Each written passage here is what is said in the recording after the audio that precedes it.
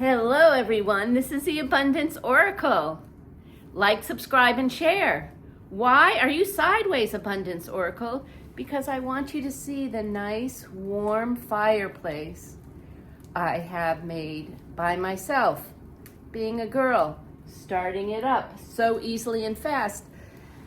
Too bad I didn't follow those safety rules about putting the screen in front of the fireplace.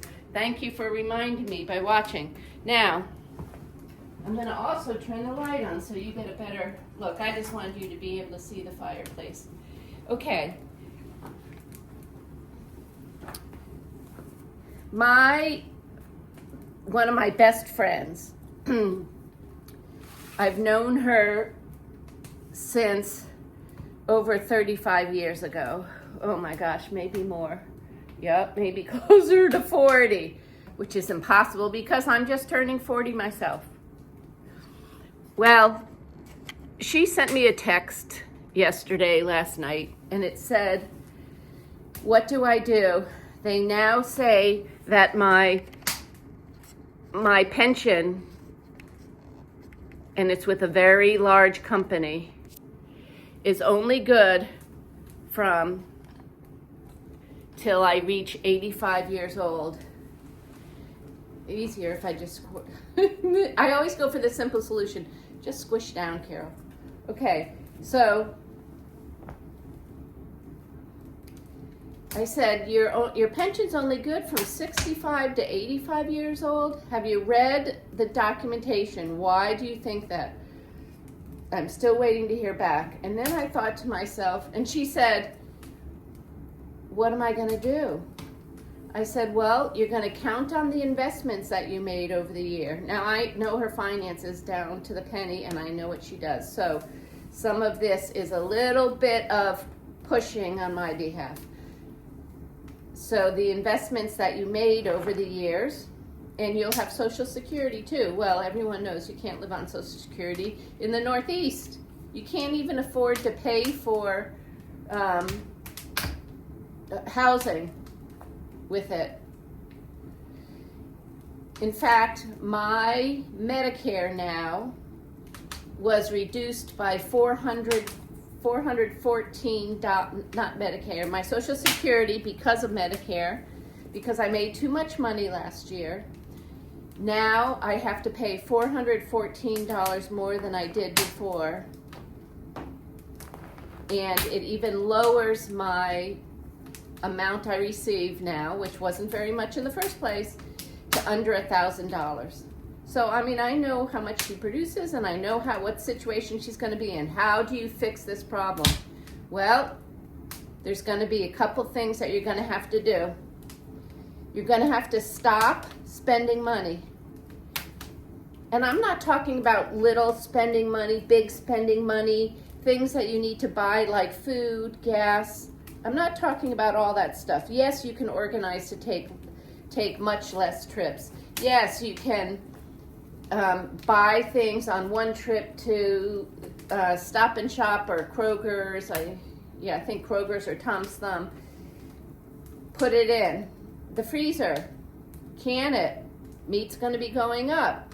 Now, none of this is new. I've told her this before, but now she's worried because what I've been saying that you must do never affected her, so she didn't take any positive action towards increasing her wealth. There's a lot of people that until things become painful, they won't do what they need to do to get their butt up moving and change things. They're too used to status quo. So,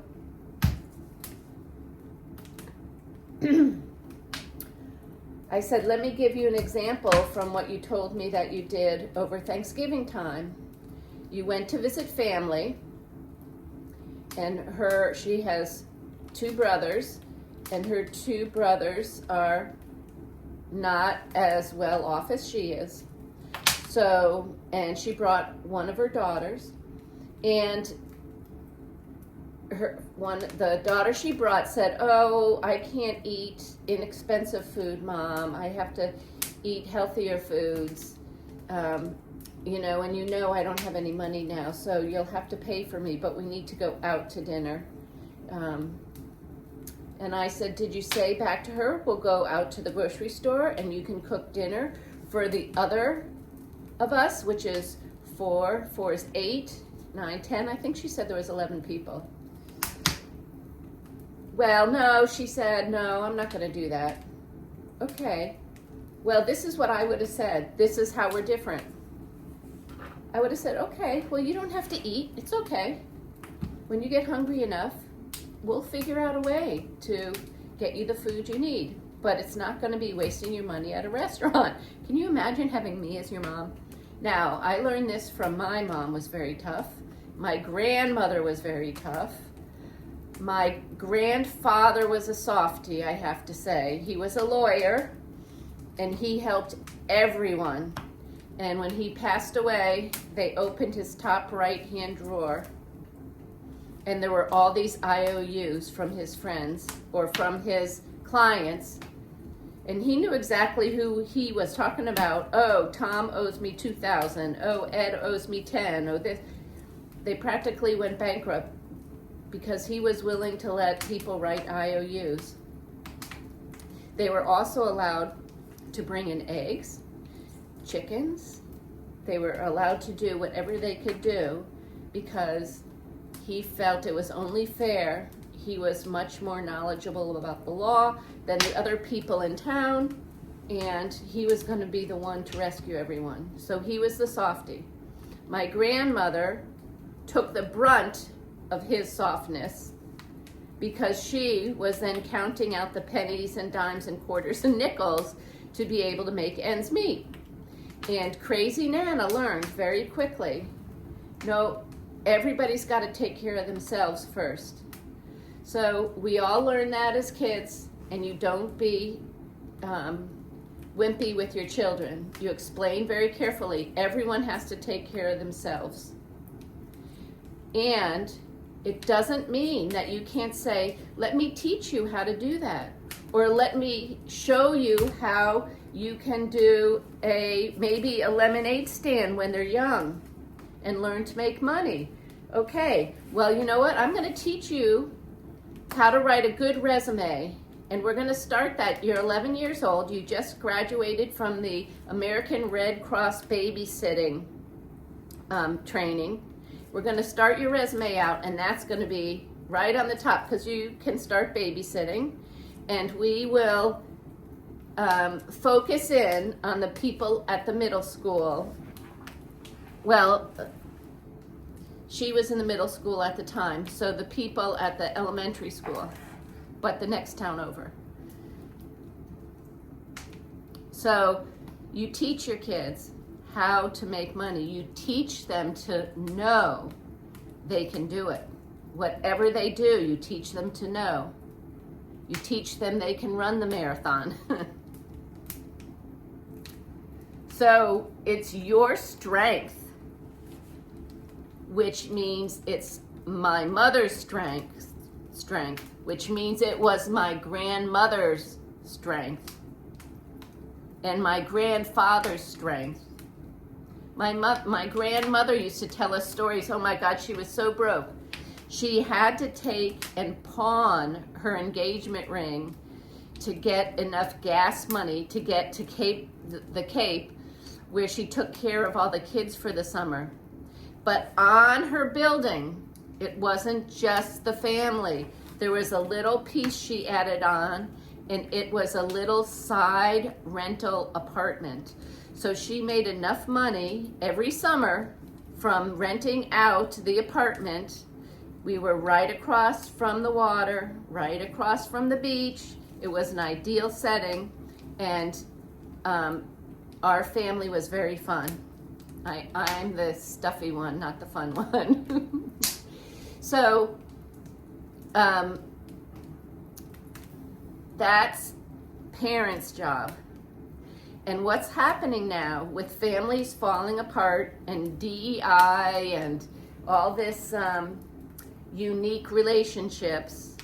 Families are breaking apart. They don't have the support that they had when things were more organized and planned. I'm not saying it's better or worse. I'm just saying you lose a lot to lose the mother-father structure to be able to support the kids growing up and being prosperous.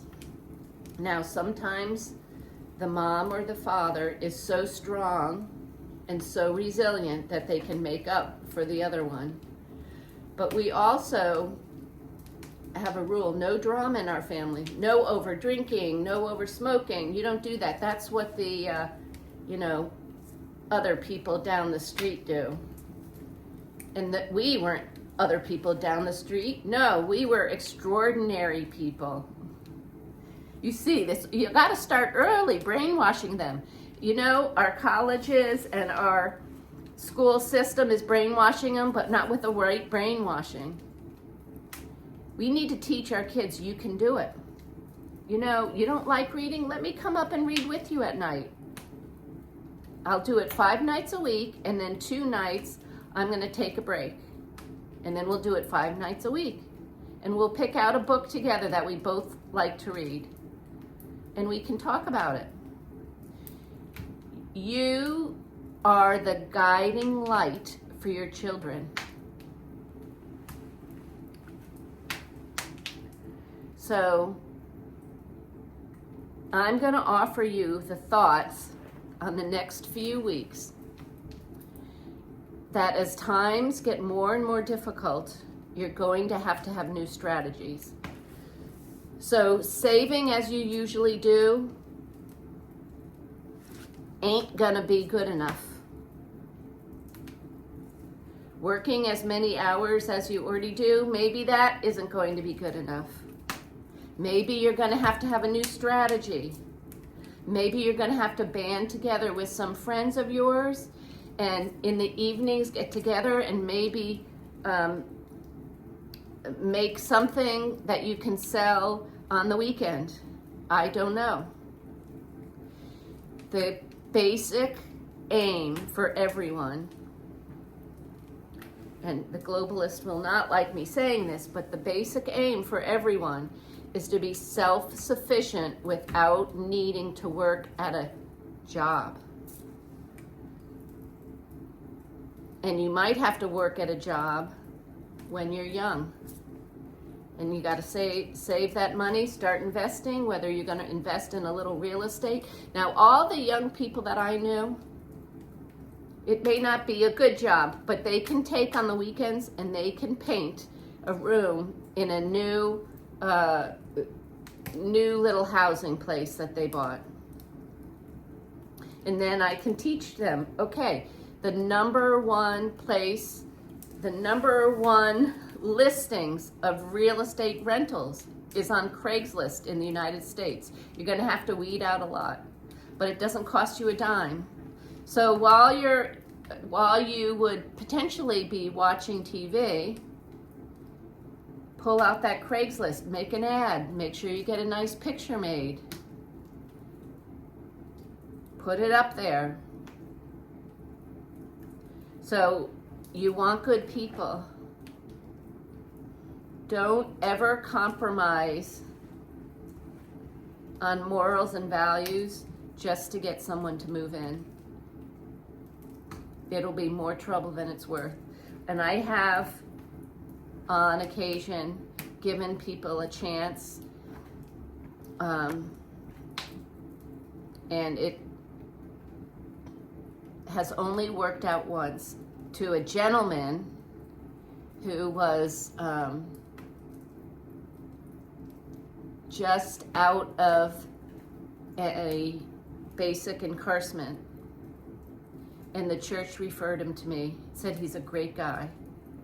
And he showed up, he was the brightest, energy. I know that sounds crazy, but he was the brightest energy person I've ever met. Willing to work hard, willing to figure things out, willing to ebb and flow, and he was just fabulous. He started out by renting a upstairs bedroom, moved over to the guest cottage where he had ended up at my one-bedroom apartment, which has its own water view, its own deck, its own beach. And that's when he went over on the ferry and met a girl who he was speaking with, and she is the most delightful woman, and they got married, and they decided they're both conservative now. Imagine that, being in New England, being conservative, and they loved that they were both conservative, so they decided to move down to Texas. He's educating himself more and more on what he needs to be independently wealthy. And they're coachable, they're willing to listen. Now, not everything I say is always 100% on, but it's wonderful to be able to have people that will listen and people that will talk to you.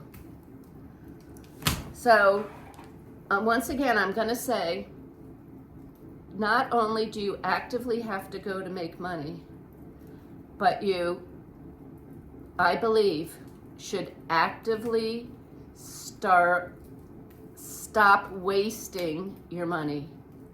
You know, like the tin foil, the plastic wrap.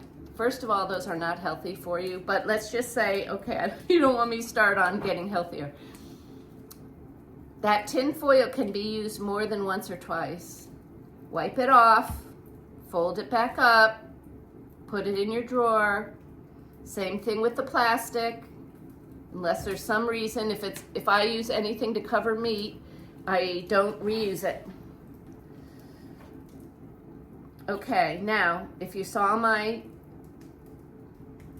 video yesterday, you saw what a mess that downstairs basement is. However, everything has a purpose down there. And I used to have a very pristine house until I figured out this world is not going the right way. And that was maybe 7-10 years ago.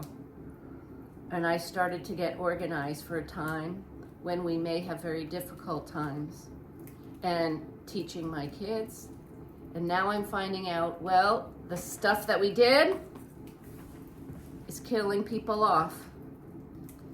The food that we're eating, a lot of it is very bad for us. I'm going to talk about salt. Do you know that the salt you buy, regular salt, as in the lady with the umbrella salt in the blue box, that's sodium. That's not salt taken out of the earth with all the minerals and vitamins left inside of that.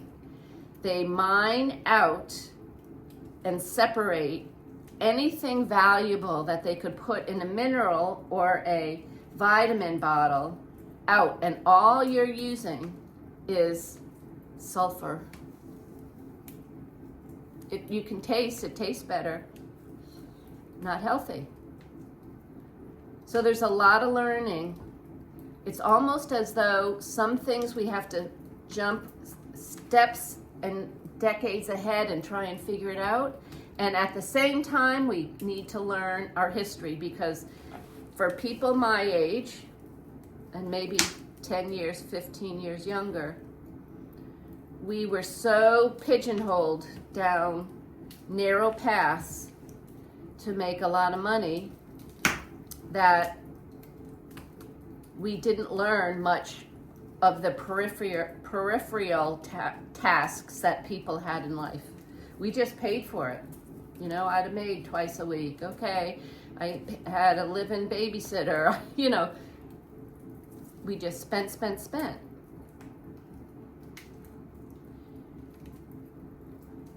Not a lot of people are actually taught about what happens with money. They're not taught about what the Fed is. They're not taught about the history of the world. And those things as a backdrop into what you're looking at heading forward is important for you to know. Now, as of this morning, well, it wasn't this morning, $60.84 when I looked for 1 ounce of silver. I started accumulating, it was $35 an ounce. So these things come slowly over time, but you need to start learning that what happens if there's a collapse of the dollar. Look in your history books. The paper money will mean nothing. As they start to print, and they're going to be printing a lot more in the future, the prices are going to be going up because of inflation, of what the Fed is doing. Has nothing to do with tariffs, has nothing to do with all that other stuff. We are currently setting up a side-by-side system. We have the Fed and IRS, income tax, suck all the money out of the US citizens, and then we have tariffs, take the money from outside the US, use that for our roads, our financing, etc. Keep it for the people. And we used to do this, but there's been very powerful people that have been able to learn how to manipulate good people. Anyway, okay, that's enough. I'm sorry I talked so long, but I want you to really think about in your household and maybe ask me, okay, how can I save money on this or that? I'll tell you, people are complaining about, oh, my house insurance. Well, let me tell you something. I had to call my insurance agency and say, I see you have my house assessed at ba-ba-ba. Right now, I just had an appraisal done by an independent agency, and it's double that price. So if my house ever burns down and I don't have a replacement policy for the amount of current nowadays, I will not be able to replace this house. You got to get me a quote on what a new policy would be that would actually be effective. Then it was painful because it was more. But I'd rather press myself to figure out how to make the money, or how to save the money, or how to sell things around that I don't really need any longer and that I'm not saving to pass down to my children. All right, I'm sorry. Talk too long. This is the Abundance Oracle. Let me know what you're trying to save money on. If I can help you with it, I will let you know. Who my clients were in the United States. I had high net worth individuals and ultra high net worth individuals, 2 of which were billionaires. I learned so much from them. It was a privilege to serve them and learn the way they think and how they manage things. I will talk to you later. Hope to see you back tomorrow or the next day. Love you all. Bye-bye.